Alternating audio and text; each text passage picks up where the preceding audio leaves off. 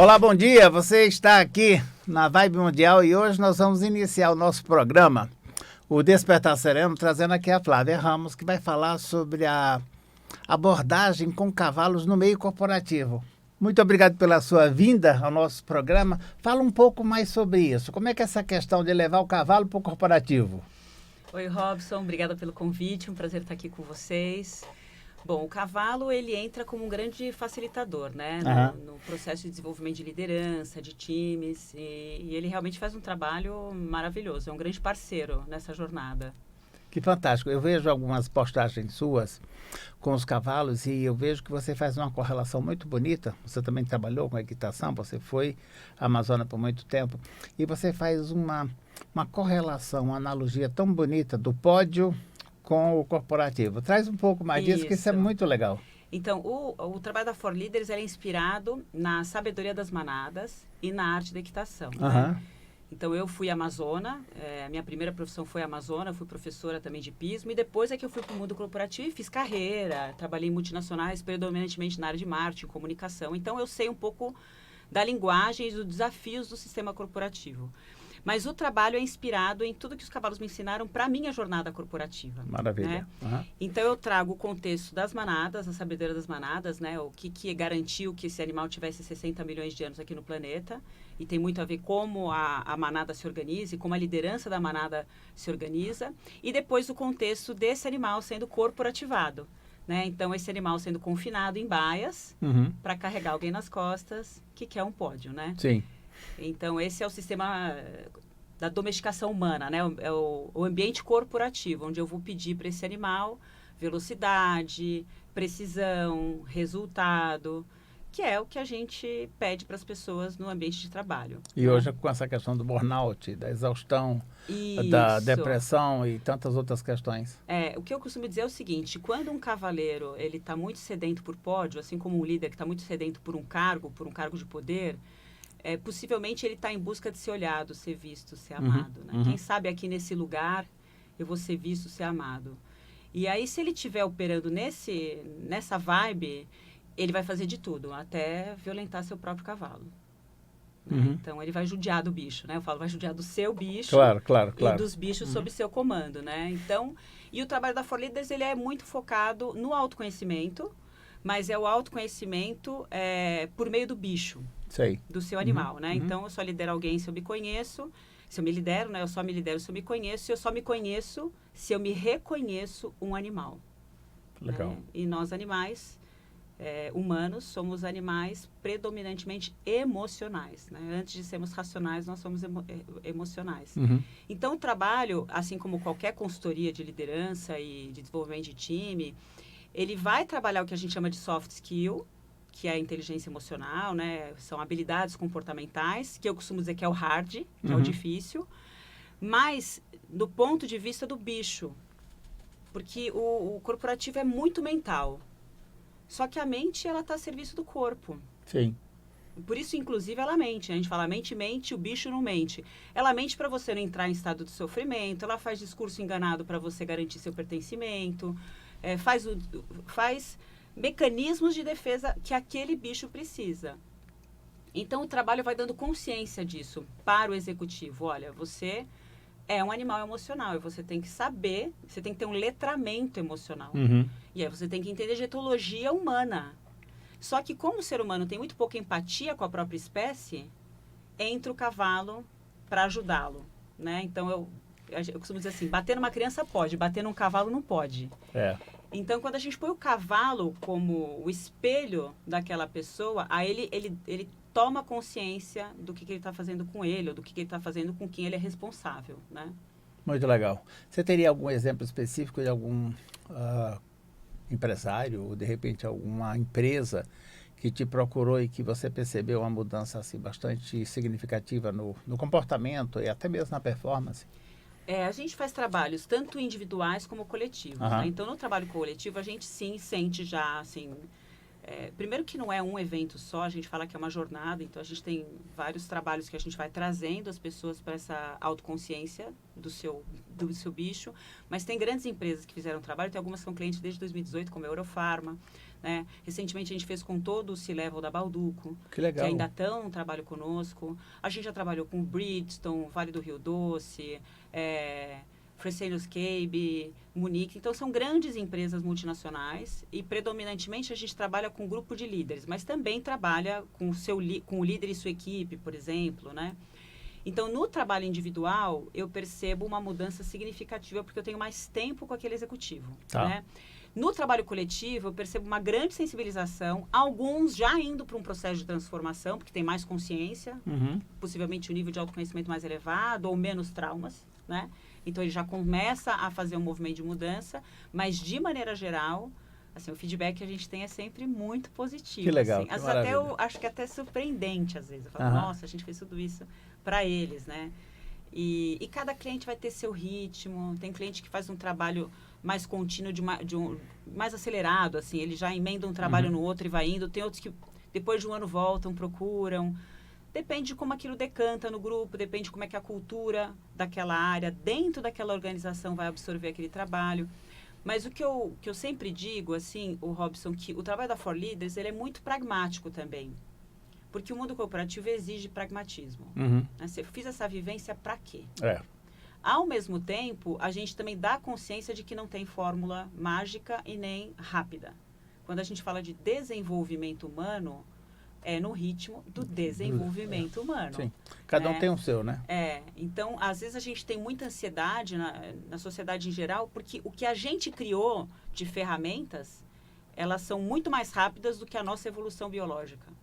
Sim. Né? Então, o mundo está muito Ainda acelerado. mais agora com a inteligência artificial, né? Estão numa velocidade incrível. Exatamente. Então, o mundo está muito acelerado porque a gente criou coisas que aceleram, que na verdade seriam coisas que eram para otimizar tempo e a gente poder viver, mas a gente acabou não conseguindo isso, porque a gente estava condicionado em trabalhar bastante. Mas a evolução biológica e essa compreensão, essa transformação, ela leva tempo, né? Porque o bicho está condicionado, né? Claro. Então, a gente está lidando com condicionamento animal de todas as formas, de comportamental, psicológico, bioquímico, né? Então, e aí o cavalo realmente, quando ele entra, ele mobiliza muito mais rápido que qualquer outro trabalho, porque você está falando de encontro entre duas espécies, tem a frequência cardíaca do cavalo, tem essa presença desse animal que mobiliza o nosso animal. Né? Sim, sim. Então, tem muita efetividade mesmo, assim. É um trabalho... enfim, eu também aprendo muito fazendo o trabalho. Né? A interação é muito legal, né? E o aprendizado é muito interessante. Você tem observado bastante burnout ou mesmo depressão dentro do meio corporativo? Sim, burnout muito, depressão, crise de ansiedade. Isso está sendo quase uma epidemia. Pois é. Mas eu não acho que é só no corporativo. Aí, Robson, eu acho que é social. É social, vê em adolescentes também. Eu estou concluindo agora uma pós-graduação em parentalidade, que também entra para o trabalho, porque quando a gente olha aquele executivo ou aquela executiva, a gente tem que olhar a biografia daquela pessoa, né? Então, se ele está muito sedento por pódio, por amor, né? Por ser visto, ser respeitado, é porque ele nunca teve. Sim. A domesticação humana, ela é desrespeitosa com o filhote humano. Muito desrespeitosa.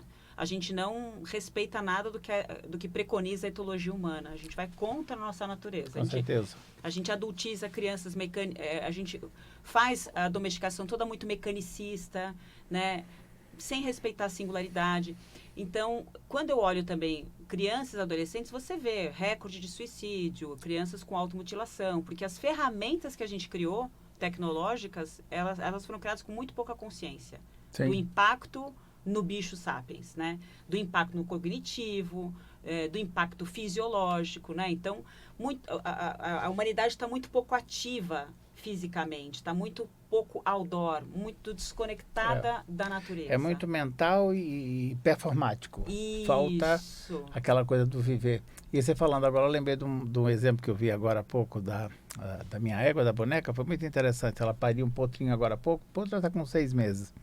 E tem hora que o potro sai e vai ficar com os outros cavalos. Quando ele percebe que ele está longe dela, ele começa a relinchar chamando ela. E esse dia foi muito engraçado, porque às vezes ela fica quieta e ele não vai atrás. Depois ele sai desesperado correndo. E ela fica meio que de olho. Eu falei, poxa, que habilidade materna mais diferente a dela. Aí teve uma hora que ele começou a relinchar desesperadamente e ela estava num lugar ali meio distante. Aí ela saiu correndo, feito uma louca, para encontrar com ele. Quando ela avistou que viu, ela imediatamente parou e ficou assim meio que tranquila, tipo assim, agora deixa que ele se envolva, né? E eu, na hora H me veio assim a correlação com a maternidade, né, humana.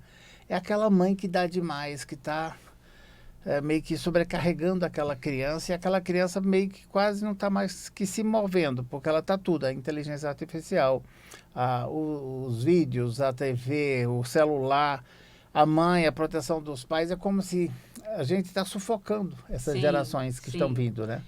Eu acho que quando as famílias dão as telas, elas não estão dando amor, que o que a criança quer é atenção, ela quer vínculo. Sim. E dá para calar, né? A gente põe tudo isso para calar a criança, pra porque eu não quero lidar, para aliviar para os pais, para a família em geral, porque o que a gente vê, os pais também estão muito sobrecarregados trabalhando. Com certeza. E a sociedade já ficou muito nuclear, né? Então, não tem uma rede, não tem uma aldeia para criar daquela criança. É um pai e uma mãe sobrecarregados trabalhando, então mete tela. Então, toda a parte da natureza humana como espécie e como convívio social, ela está completamente distorcida da nossa natureza. Sim. E aí, obviamente, ela está adoecendo, né? Então, o que eu costumo dizer é, a loucura humana ela é fruto da desconexão do homem com a sua natureza animal. Só que o homem se nega animal há muitos anos, né? A gente até acha que não é animal. Sou superior. A gente é o mais júnior do planeta, né? O mamífero mais júnior do planeta é o sapiens. Mas se acha, né? Mas se acha, né? Tem um livro do Harari, que é Sapiens, de Animais a Deuses, que é maravilhoso, né? Que é um historiador que contextualiza tudo isso. Então, o que eu vejo é essa desconexão da nossa natureza animal, né? Do nosso bicho, e a gente está adoecendo. Então, o que acontece dentro do mundo cooperativo acontece fora, né? O mundo cooperativo ele é exatamente espelho, da sociedade. Tá sofrendo o mesmo mal. Então, a gente vê, sim, um sofrimento, porque as pessoas estão vendo tudo isso acontecer, mas não sabem muito bem como dar conta. E o dar conta é relativamente simples, né? Porque volta para a sua essência, se conecta com você. Sim. Mas diante de tanta frequência de movimento e aceleração, a pessoa não consegue. Porque o ambiente, o ecossistema te puxa para acelerar. Né? Sim. Te puxa para a competição, que também não é da natureza humana. Né? O ser humano é de natureza colaborativa e compassiva e generosa e criativa, né? Houve um desvio. Houve um desvio. Ele se torna competitivo porque ele se distanciou da sua natureza, né? E a gente chegou no topo da cadeia alimentar sendo colaborativo. Exatamente. Né? Mas aqui acho que era legal também a gente reconhecer que existe também uma boa parte do corporativo que está no outra linha. Um pessoal mais zen, que está procurando novas alternativas, que está buscando treinamentos, que está buscando novas alternativas no sentido de trazer mais humanidade para a empresa, trazer mais bem-estar, se pratica yoga, se corre barras de axis na empresa. Existem tantas outras alternativas que isso também é muito legal. A clientela que mais te busca é essa clientela que já meio que despertou para algo novo, diferente, ou é a mais tradicional? Olha, estatisticamente é mais tradicional. Jura? Que interessante. Isso é muito legal, porque abre espaço para eles olharem outras possibilidades. Então, e eu gosto muito da mais tradicional, porque eu acho que é a que mais está precisando, né? Sim, sem dúvida. Olhar diferente sobre liderança e sobre desenvolvimento humano, sobre autoconhecimento. Então, é mais pragmática, é mais, diríamos assim, tradicional, que é a que está no topo ainda, né? Então, predominantemente, o topo ainda... Assim, a mesma liderança que era antes da pandemia é agora, não mudou. Sim. Então, a pandemia teve um movimento de vamos mudar, porque teve uma pressão do ecossistema. Acho e que agora... mudou talvez a estrutura de trabalho, né? O híbrido agora, o home office e tal. Isso. Mas o jeitão acelerou continua. A tecnologia para as pessoas produzirem mais. Sim, né? No final, a gente pressão ganhou foi até maior, até maior, até maior. Porque agora tem mais possibilidades de locais de trabalho, né? Mas você vê esse movimento... de retrocesso pedindo para as pessoas voltarem para o presencial, por exemplo. Sim, né? com certeza. Quem pede é o mesmo que estava na liderança na pandemia. As lideranças não mudaram muito nos últimos 4 anos, né? Mais ou menos subiu um pouco, o outro saiu, mas é mais ou menos o mesmo grupo que ainda está no poder, né? E esse grupo está em sofrimento. A grande verdade é essa. A pessoa pode ter muito sucesso, pode ter um cargo altíssimo e ganhando muito, mas ele tem questionamentos existenciais porque ele se vê em sofrimento. Ele vê que o corpo dele está adoecido, muitos deles tendo que tomar ansiolítico, antidepressivos, muitos à base de remédio. Então, eu costumo dizer que quanto mais alto o cargo, mais vítima do sistema você vai se tornando. Com certeza. Uhum. E sem consciência, porque você já foi condicionando a chegar lá, quando chega fala, e agora? Né? Afinal, né, quem eu sou e do que tudo isso vale. Então, é uma turma bem interessante. Eu acho que também tem a turma mais aberta, claro. Eu costumo dizer até que às vezes quem abre o acesso é a galera mais aberta. Sim, sem dúvida. Que me põe em contato com eles. Uhum. E aí, na conversa com eles, como eu trago muito a arte da equitação, e eu começo falando sobre isso, eu tiro um animal da família, confino em baio para carregar alguém nas costas, que é um pódio, na hora eles param. Opa! Né? É uma analogia muito legal. E esse cavalo muito tem legal. que performar, ele tem que entregar. Então, eu sei que ele precisa de resultado, né? Agora, esse resultado desse cavalo vem como? Ele só vai dar resultado se ele for respeitado, se a autoestima dele estiver preservada, se ele estiver saudável e se ele estiver num ambiente seguro, senão ele vai querer fugir. E aí, se ele estiver sendo respeitado, ele realmente vai fazer o melhor dele. Ele vai te carregar para onde quer que você queira. Né? Porque o cavalo não pula obrigado, ele tem que gostar de pular. Aqueles cavalos de grande prêmio, eles gostam daquilo. É uma coisa muito impressionante. E aí eu também trago vários dados do próprio esporte em que a gente vê mais jovens ganhando. Antigamente era predominantemente mais velhos, né? O hipismo é um esporte em que homens e mulheres, machos e fêmeas competem por igual, né? Então não tem essa distinção de gênero. E nem de idade.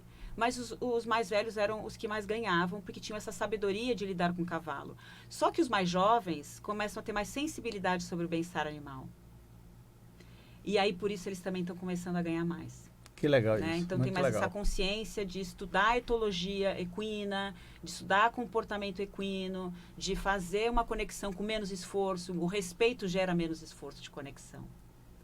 E aí eu trago isso também. Então, muitas vezes, o que essa geração de líderes julga os jovens, é muito difícil, é muito mimimi, eles reclamam de tudo. Né? O tempo de retenção na empresa é muito curto. É muito curto, tudo eles chiam. Na verdade, eles estão olhando, eles não querem a vida que esses caras tiveram, que esses CEOs, essas mulheres, né, líderes tiveram. Eles olham e falam assim, não, essa vida eu não quero, eu quero outra vida.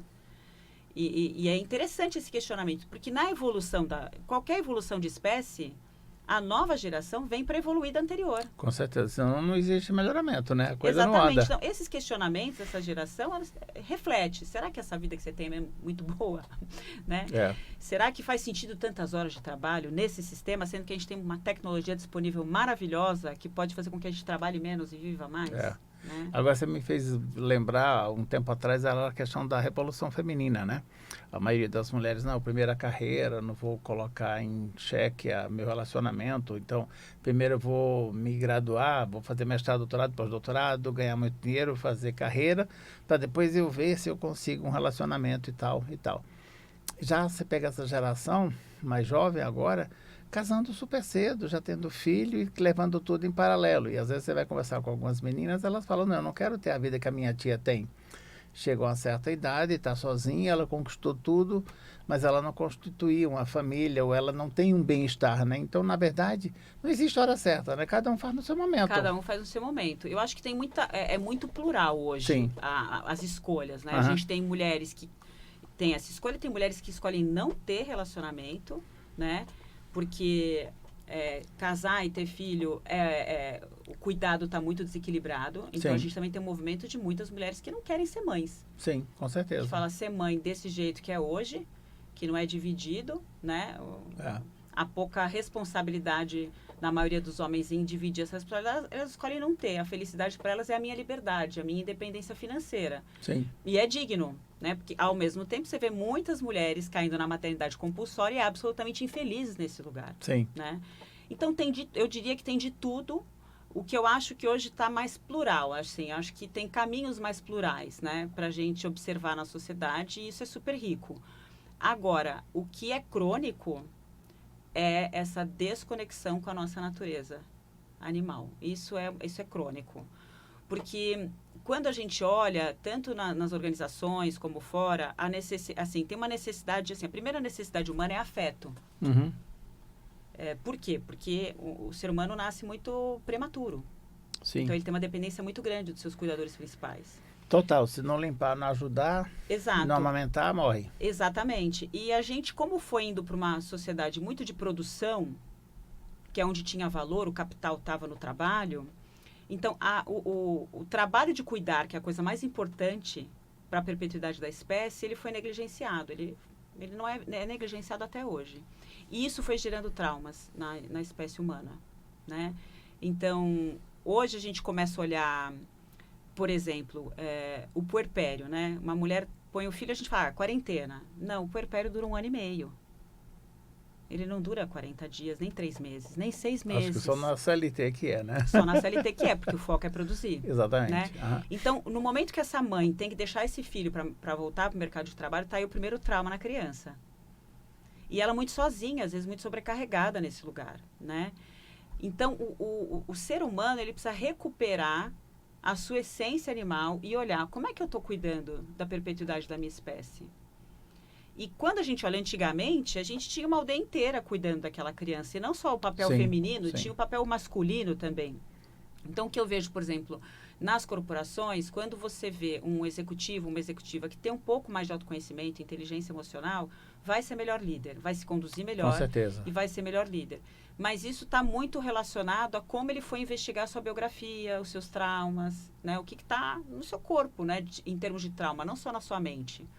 E quando a gente vê esse muito distanciado da sua biografia, ele realmente começa a cometer erros na gestão. Né? Ele erra na própria condução de si, muitas vezes até adoecido, negligenciado em termos de saúde, e erra na condução do outro. Então, o trabalho da For Leaders com os cavalos é dar essa consciência. Olha, você é um animal. E você tem ciclos. Maravilha. Se você não honrar esse ciclo que você está, você não vai saber guiar o seu cavalo da maneira certa. Uma coisa que eu falo muito é do etarismo. A gente tem auto-etarismo na sociedade. Né? E a gente vai se mutilando por pertencimento para tentar ficar jovem e pertencer. Né? Porque se eu ficar velho, eu sou expulso. Né? Eu não tenho valor, é descartável. Não é mão de obra de trabalho. E é um conceito muito antigo de mão de obra, porque antigamente o velho não tinha mais como carregar peso, descarta. Mas não é mais assim. Não né? é mais assim, com certeza. E então, ele ainda pode liderar de uma outra maneira, né? Exato. Então, a percepção que eu tenho é que as pessoas estão hoje aqui, mas com condicionamento da década de 50. Caramba. Sem a consciência do tempo atual. Então, se eu tenho uma ferramenta que otimiza meu tempo, por que eu não uso? Com certeza. Não, mas eu estou trabalhando 12 horas por dia ainda. Então, eu acho que a gente está nesse descompasso mesmo, né? Do tempo presente, na desconexão do animal que somos e das ferramentas que a gente criou a nosso favor, né? Então, nós já estamos chegando no finalzinho do nosso programa. Passa super rápido. Fala como é que as pessoas podem te encontrar. Tuas redes sociais, se pode dar telefone, se não dá rede. E dá uma frase final para a gente fechar isso aqui com chave de ouro. Olhando para aquela câmera ali, ó. Olha, pode me encontrar, o site é www.forleaders.com.br, na rede social é forleader, número 8, ou Flávia de Oliveira Ramos, tudo junto. Maravilha. Bom, a mensagem final que eu dou é assim, eu gostaria que quem estivesse ouvindo a gente começasse a ser mais gentil e amoroso com o seu próprio bicho, né? Porque é ele que vai te acompanhar na jornada dessa vida, é ele que vai te carregar até o seu último dia, né? Esse corpo físico que está aqui, que garante a nossa experiência aqui no planeta, e ele vai te dizer exatamente o que você precisa. A sua mente, ela está a serviço do seu bicho. Ela está aqui para proteger esse bicho. Então, se conecte com o seu corpo, se conecte com a sua existência por meio do corpo, por meio do seu bicho, que ele é o grande sábio dessa jornada. Nossa, maravilha, querida. Muitíssimo obrigado. Até a próxima. Até, e eu vejo... Robson. Obrigado. E a gente se vê no próximo, gente. Obrigado. Tchau.